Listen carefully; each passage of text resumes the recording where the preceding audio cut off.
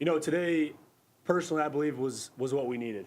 Right, we were running around on the field, off the field, switching out personnels, running off, and it was a change that we kind of needed. Right, guys were tired by the end of practice. I mean, I was tired, bending over, trying to catch your breath. But we were pushed today, and that's something we needed to do. Case, how do you process what's happened in the last 48 hours? Losing Sean getting promoted to It's tough, especially for me personally. I had a great relationship with Coach Herm. He changed my life, gave me the opportunities that I've been given here at ASU. So I'm very grateful for what he did for me. But at the same time, I have a good relationship with Coach Iguano. And I told a lot of my teammates, it sucks that it happened. It's a business. It happened. Time to get over it. But if they were going to choose one guy for the job, I personally believe Coach Iguano was the right guy that they chose. And I firmly believe that, and I will stand behind him for any decision that he makes. I'm behind him on it 100%. What attributes does he have in particular that impress you? Well, you look at what he did with Chandler High School, right? He changed that program around, and then they won multiple championships back-to-back years, which is impressive. I know that's a different level of football, but if he can do it there, why can't he do it here? Case, one of the leaders of the team, after you guys have you guys find out the news, what do you and the other leaders kind of do, and what do you have to do moving forward? We got to keep everyone on the same page. That's a big thing. When we found out the news, Coach Iguano brought us all into his office, the leadership group, gave us the expectations. He asked what we wanted from him, kind of moving forward. I mean, we start Pac-12 play this week. And as leaders of the team, we called it a team meeting. We thought it was important that the team heard from us on what we expect out of Coach Iguano and kind of the expectations from him for every player on this team. And we hit the ground running. We said what was going to happen, how we're going to move forward, come together as a family. And I know Coach Iguano is pushing that hard right now is this is a family. The boys on the team coming together, kind of rallying behind him and getting ready for this play. We got 9 games left. Let's make it count. How do you think guys are responding to being pushed harder in practice, the tempo, being winded? I mean, it's during a season, so that, you got Utah coming up. It's tough, but today was a great first day. We had some kids, that didn't like it as much, but Coach Iguano takes that. He says, I hear it. I mean, at the end of practice, we came together, and he mentioned that he could hear the bickering on the sideline.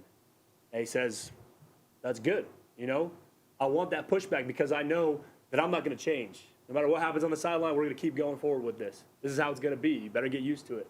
And I love it. We need to be driven that way.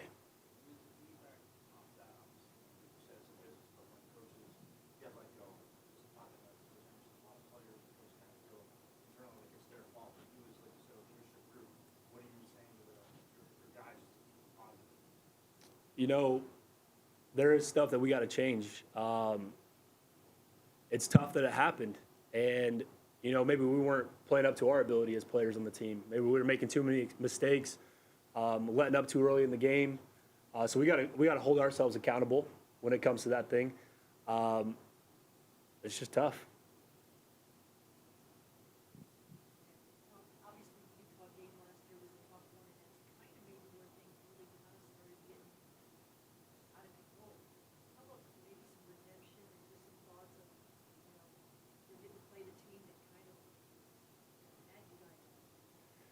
Yeah, going into this week, Coach Iguano really pushed on taking every day, one day at a time, right? Focusing on our job today with the plays we're putting in on the offense, plays we're putting in on the defense, everyone focusing on what they're doing at this moment, right? And we know we play Utah this weekend. They're a good team. We're going to focus on tomorrow. We're going to focus on Thursday, Friday. Then when it comes time for the game, all that work's going to be shown, and we're going to go out and play.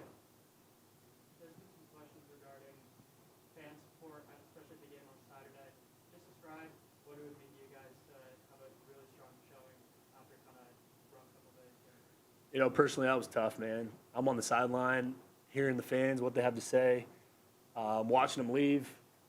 Third quarter. We still got a quarter and a half to play. They're walking out. But I hope they rally behind this decision. It's a tough decision. It's sad, personally, for me to see Herm leave. man that I love, man I looked up to. But now we're moving forward, and I hope the fans kind of see that as well and support us in this tough time. You know, because it is a tough time. Things are changing. But I hope that we have their support, you know, as much as we support Coach Iguano. And I hope they come out this weekend and see kind of what we have to prove.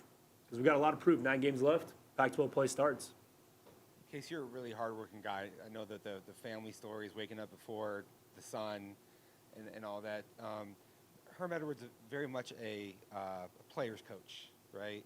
And you mentioned Sean Aguano driving the guys and maybe some bickering on the sidelines and stuff. So not everybody is going to be naturally as driven as maybe you are. So do you think that this is something that's very valuable for the team at this juncture?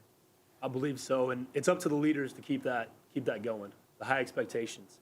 When we see our teammates kind of, you know, slacking off here and there, instead of Coach Iguana yelling at them and trying to get them going, or the strength coaches yelling at them, we need to be the ones that are yelling at our teammates to get them going. It's going to be, you know, within the team, as the unit, to get things rolling and start pushing forward. You know, change is happening. It's time to change.